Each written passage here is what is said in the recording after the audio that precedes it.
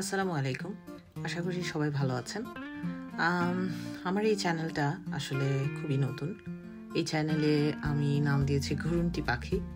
বাংলায় একটা কথা আছে যে অনেক বেশি ঘুরে বেড়ায় তাকে ঘুরুন্টি পাখি বলা হয়ে থাকে। খুবই মজার বিষয় হচ্ছে আমি যখন ছোট ছিলাম আমি সারাদিন এপাড়ায় ওপাড়ায় ঘুরে বেড়াতাম। তাই মা আমাকে একটু বকা দিয়েই ঘুরুন্টি পাখি নামে ডাকতেন। এই নামের পেছনে কারণ হচ্ছে আমরা কানাডাতে থাকি এবং পরিবার হিসেবে আমরা খুবই ঘুরতে ভালোবাসি। এর মানে এই নয় যে ফ্যান্সি কিছুই করতে হবে। যেখানেই আমরা ছোট ছোট সুযোগ পাই সেটাকেই আমরা কাজে লাগাই এবং আমরা চেষ্টা করি যদি কোনো কাজের জন্য কোনো জায়গায় যাচ্ছি সেই সময়টাকে কিভাবে সবচেয়ে বেশি কাজে লাগাতে পারি, সেই এলাকাটা কিভাবে ঘুরে দেখে আসতে পারি, তার লোকাল কালচারটাকে আমরা কিভাবে উপলব্ধি করতে পারি, সেটা আমাদের মূল উদ্দেশ্য থাকে।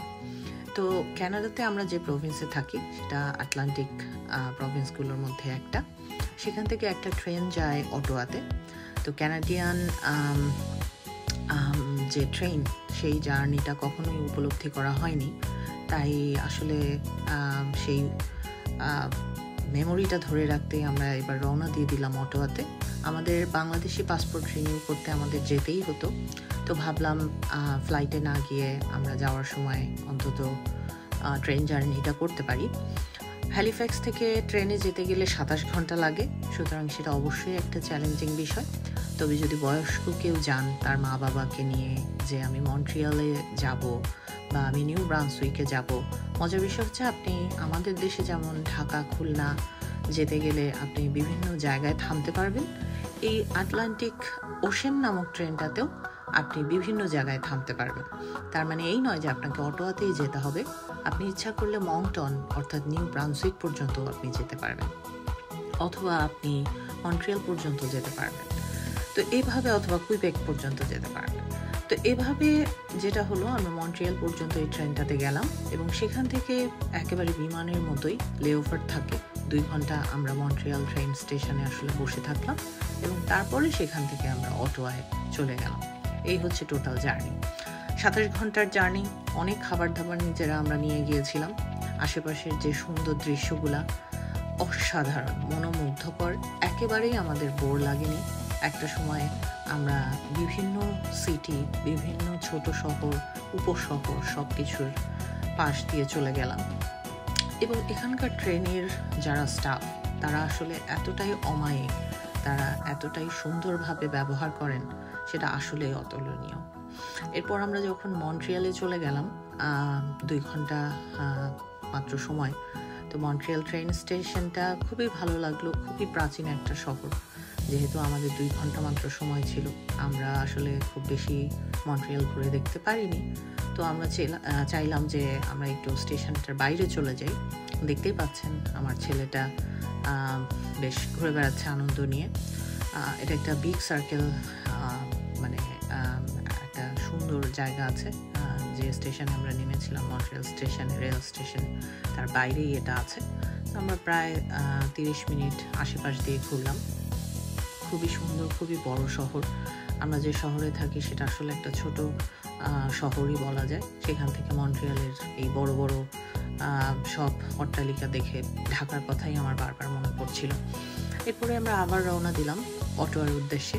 ভিন্ন ট্রেন, মন্ট্রিয়াল থেকে অটোয়ায় যাওয়ার যে ট্রেনটি তার মধ্যে ওভাবে বার্থ সিস্টেম বা ঘুমানোর বা অন্য আলাদা ধরনের বসার কোনো ব্যবস্থা নেই। সেখানে একেবারে এসি বাসের মতো বা নর্মাল বাসের মতো আমরা যেরকম চেয়ার কোচে যেতাম সেরকম জায়গায় যাওয়া যায়। মজার বিষয় হচ্ছে আপনি যদি 3 জনের সদস্য হন বা একটা গ্রুপে যদি 3 জন সদস্য থাকে অথবা 4 জন সদস্য থাকে, তো পরিবারের জন্য আসলে স্টাফরা নির্দিষ্টভাবেই পৌঁছায় দেয়। এরপর আমরা অটোয় চলে গেলাম।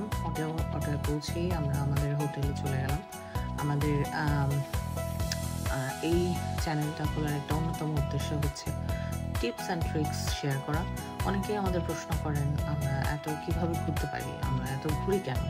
একটা অন্যতম বিষয় হচ্ছে আপনি যখন কোনো স্থান দেখবেন সেই নিয়ে নিয়ত করে যাচ্ছেন সেখানে আমাদের ফিলোসফি হচ্ছে আমরা সেখানে অনেক বেশি টাকা হোটেলের পেছনে খরচ করি না, বরং আমরা হয়তো গাড়ি ভাড়া করলাম অথবা আমরা আশেপাশে ঘুরে দেখলাম বা সেই টাকাটা আমরা মিউজিয়ামে যেতে পছন্দ করি, কোনো মজার খাবার খেতে পছন্দ করি, সেগুলোর পিছনে আসলে আমরা ইনভেস্ট করি। তো আমরা প্রথম দিন পৌঁছেই সেই বিকেলবেলায় রিডু রিভারের পাশে ক্যানাডিয়ান পার্লামেন্ট হিল নামক যে জায়গাটা আছে, আমরা সেখানে চলে গেলাম। সেখানে আমরা হাঁটলাম, আমাদের খুবই ভালো লাগছিল। পরের দিন সকালবেলায়ও আমরা চলে গেলাম পার্লামেন্ট হিলে। এখানকার যে রাজ্য ব্যবস্থা, এখানকার যে সরকার ব্যবস্থা, সেটা এতটাই অসাধারণ ভালো লাগছিল, কারণ এখানে জনসাধারণের জন্য সুযোগ থাকে একেবারে সংসদের ভেতরে গিয়ে, অর্থাৎ কোথায় সভা হয়, কোথায় এমপি বসেন, কোথায় প্রাইম মিনিস্টার বসেন, সেটা দেখার সুযোগ হয়। স্কুলের বাচ্চারা প্রচুর এখানে ঘুরতে আসে যাতে তাদের লিডারশিপ স্কিলটা ভালো করে তৈরি হতে পারে।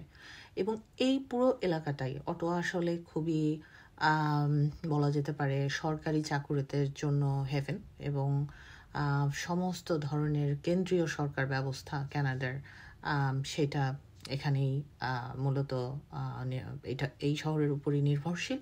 সুতরাং 30 মিনিট ওই পার্লামেন্ট হিলে একটা ফ্রি ট্যুর, গাইডেড ট্যুর নিয়ে আমরা যে ইনফরমেশন পেয়েছি, আসলে আমার মনে হয় না সেটা কোনো বই পড়েও আমরা এত সহজে জানতে পারতাম বা বুঝতে পারতাম।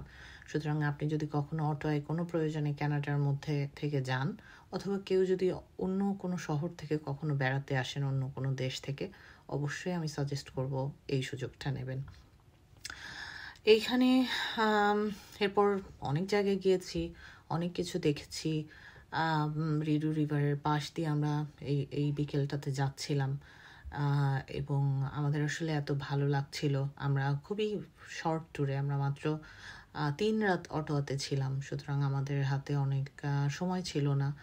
আমরা আমাদের খুব প্রিয় আপা নাইমা আপার বাসায় গিয়েছিলাম, আজহার ভাইয়ের বাসায় গিয়েছিলাম, নার্গিস আপার বাসায় গিয়েছিলাম।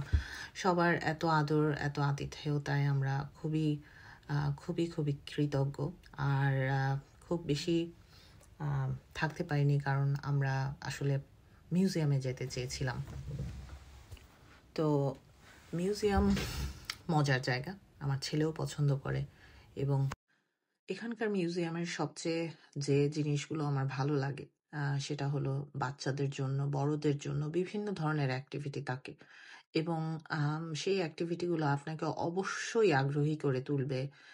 সেখানে যে হিস্ট্রি লেখা থাকে, সব কিছুর পেছনের যে ইতিহাসটা, সেটা এত সুন্দরভাবে ব্যাখ্যা করা থাকে। এক একটা সেগমেন্ট, এক একটা সেকশন এতটাই সুন্দরভাবে গোছানো থাকে যে কারোই আসলে ভালো লাগতে পারে। সুতরাং আমরা 3 জনই আসলে আজকাল খুবই ভালোবাসি। কারণ সারা জীবন সত্যি কথা, আমি ছোটবেলা থেকে কখনো আমার যাওয়ার আসলে সুযোগ হয়নি। সেই সামর্থ্য আমাদের ছিল না। কিন্তু আমার ধারণা ছিল যে মিউজিয়ামে গিয়ে কি হবে? কি দেখব? কিন্তু আসলে আমি যখন অস্ট্রেলিয়ায় পড়তে গিয়েছি, আমি যখন কানাডায় এসেছি, বিভিন্ন শহরে গিয়েছি, তখন থেকে আমার এই পারসেপশনটা চেঞ্জ হয়ে গেছে, এবং ছেলেটাও আসলে খুবই পছন্দ করে। তাই আমরা যেকোনো জায়গায় গেলেই এটা করতে পছন্দ করি। এখানে আমরা যেখানে এসেছিলাম যেটা দেখতে পাচ্ছেন সেটা হচ্ছে science and technology museum of Ottawa, এবং এটা আসলে যাওয়াই উচিত। আপনি বড় ছোট কোনো বয়সের ভেদাভেদ ভুলেই যাওয়া উচিত। খুবই মজার মজার জিনিস আছে। কানাডিয়ান ট্রেনের ইতিহাস আছে, কানাডিয়ান যে একেবারে 1800 শতাব্দীতে যে ধরনের যানবাহন এখানে চলতো, সেরকম একটা যানবাহনে দেখতে পাচ্ছেন আমার ছেলেটা চেষ্টা করছে। আমিও আবার চেষ্টা করলাম, এবং স্টাফ যিনি আছেন উনি এতটাই সাহায্য করছিলেন আমাদের। তো এটা আসলে কি এরকম ছোট ছোট জিনিস, এগুলা বাচ্চাদেরকে ইনভলভ করলে ওরা আসলে খুব খুশি হয়, ওরা অ্যাপ্রিসিয়েট করে, এবং পরবর্তী কোথাও নিয়ে গেলে ওরা এই ধরনের জিনিস থেকে অনেক কিছু এক্সপেরিয়েন্স করতে পারে। এবং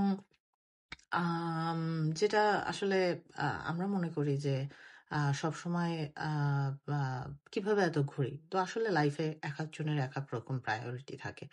আ কেউ অবশ্যই খেতে ভালোবাসে। কেউ দেখা যাবে জামাকাপড় কিনতে ভালোবাসে।